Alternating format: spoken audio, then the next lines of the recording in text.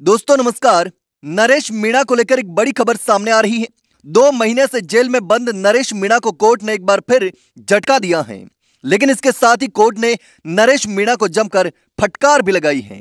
नरेश मीणा को कोर्ट ने न केवल फटकार लगाई है, बल्कि इस पूरे मामले ने राजनीतिक और कानूनी हलकों में हलचल भी मचा दी है। तो आइए जानते हैं कि नरेश मीणा के खिलाफ कोर्ट का क्या रुख है और अब आगे क्या होने वाला है। दोस्तों, यह मामला टोंक के देवली उनियारा उपचुनाव का है, जब निर्दलीय उम्मीदवार नरेश मीणा ने एसडीएम को थप्पड़ मार दिया था। इस घटना के बाद न केवल नरेश मीणा को गिरफ्तार किया गया, बल्कि कोर्ट ने इस मामले में अपनी सख्त प्रक्रिया भी दी है। हाल ही में नरेश मीणा की जमानत याचिका हाईकोर्ट में दाखिल की गई थी, लेकिन कोर्ट ने उसे खारिज कर दिया और नरेश मीणा पर कड़ी टिप्पणी भी की। दरअसल कोर्ट ने सुनवाई के दौरान नरेश मीणा पर सख्त टिप्पणी की और कहा कि याचिकाकर्ता मुख्य आरोपी है, उस पर भीड़ को भड़काने और उपद्रव फैलाने का आरोप है। इसके साथ ही कोर्ट ने यह भी कहा कि इस घटना को सोशल मीडिया पर वायरल भी आरोपी ने ही किया था। कोर्ट ने नरेश मीणा की याचिका पर आगे की सुनवाई 1 हफ्ते बाद तय की गई है। अगर हम बात करें नरेश मीणा के खिलाफ दर्ज मामलों की, तो कोर्ट ने उनकी पूरी हिस्ट्री मंगवाई है। कोर्ट ने सख्त रुख से साफ किया है कि नरेश मीणा को राहत मिलने में अब वक्त लग सकता है। तो चलिए अब यह भी जान लेते हैं कि आखिर कोर्ट ने नरेश मीणा को लेकर क्या कहा।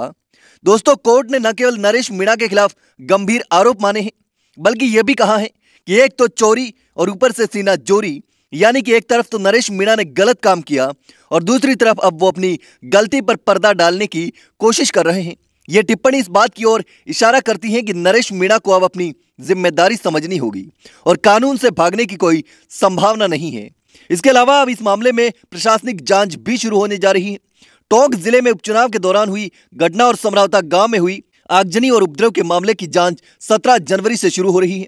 संभागीय आयुक्त महेश चंद्र शर्मा को इस मामले की जांच का जिम्मा सौंपा गया है।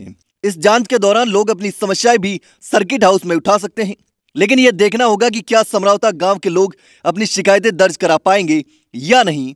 लेकिन दोस्तों, नरेश मीणा की गिरफ्तारी 14 नवंबर को हुई थी।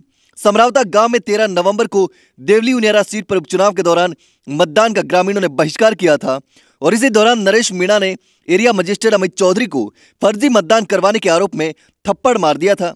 यह घटना तुल पकड़ गई और नरेश मीणा को गिरफ्तार कर लिया गया। तो दोस्तों, यह था पूरा मामला नरेश मीणा के खिलाफ और कोर्ट की सख्त टिप्पणी के बारे में।